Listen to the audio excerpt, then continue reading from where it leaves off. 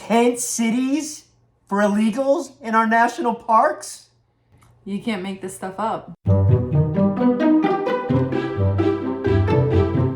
Welcome back to the RV Odd Couple. My name is John. And I'm Mercedes, and long story short, we found freedom, independence, and adventure RVing full-time through this beautiful, beautiful nation. Gorgeous country. And now we're building a community that believes in God, family, and country here at Thunder Canyon Camp Gratitude. Come on out and visit us, guys. And this one I found yesterday, and it blew my mind. Every time you don't think it could get any crazier. It does. It does. There is currently a bill in Congress, H.R. 5283, to stop the Biden administration from allowing millions of illegal immigrants to take up tent cities or house them in our national parks. As if Biden's border crisis isn't bad enough, this administration is now seeking to convert our national parks, America's most cherished natural treasures and historical sites, into tent cities for illegal aliens. This is a disaster. Now, imagine this. You have been planning your bucket list adventure to that quintessential national park.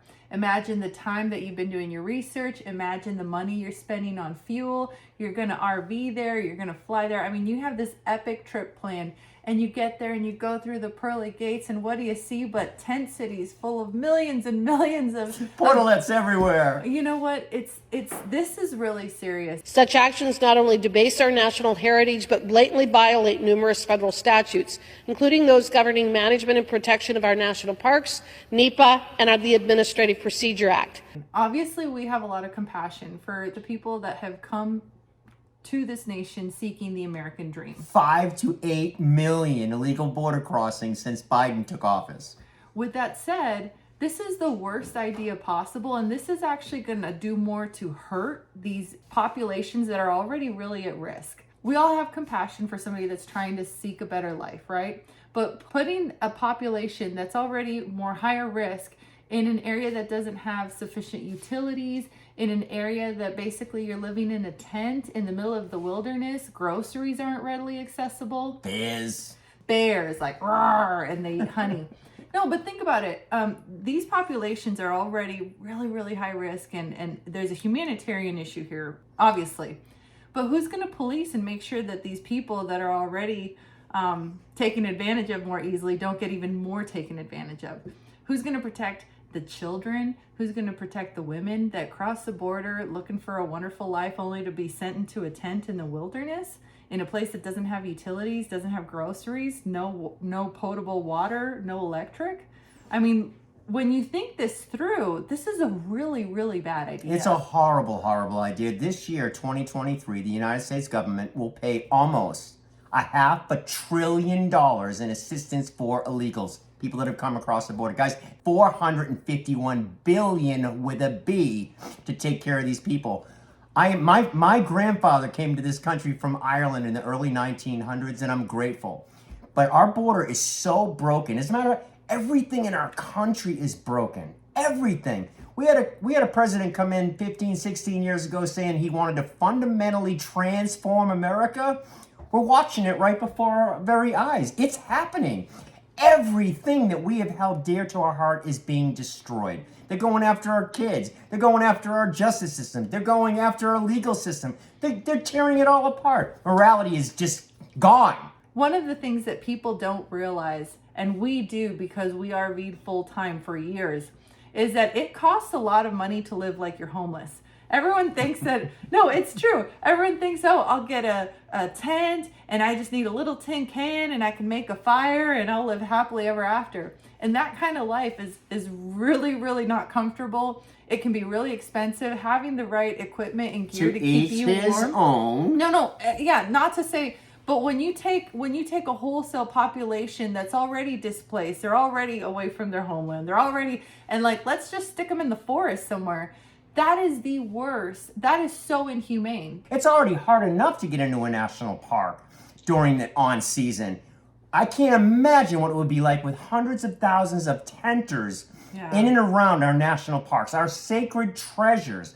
These parks were protected by past presidents to protect the natural resources of these places. They won't let them drill. They won't let them do anything in these parks But now all of a sudden the Biden administration wants to rip this through, get rid of all the blocks that will stop them from doing the necessary, what is it called, environmental studies? Yeah. How bad is this latest move to convert our national parks to ungovernable tent cities?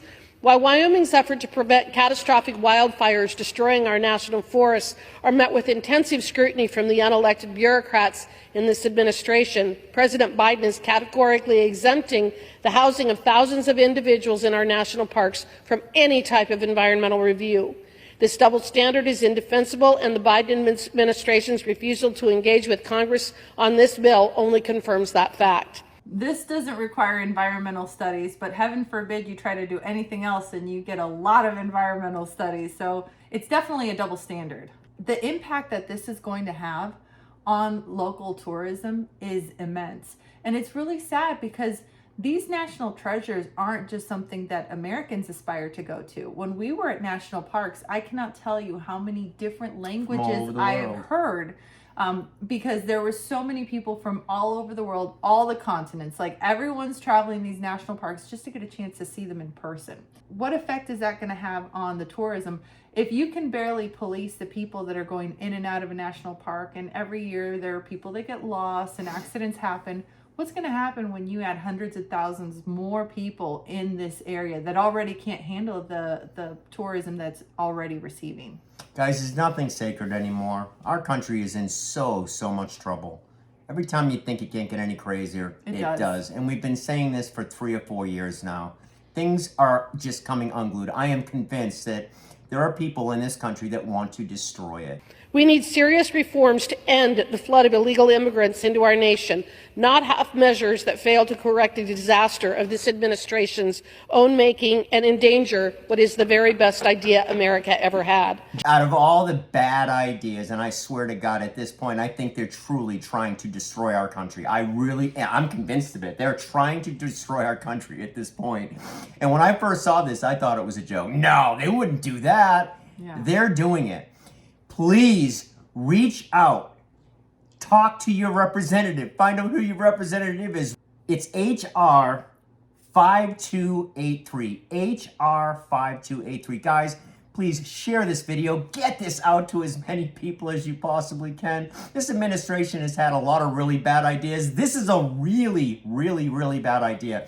Share this video, give it a thumbs up. YouTube is kicking our butts, so get it out there. We got to be able to stop this.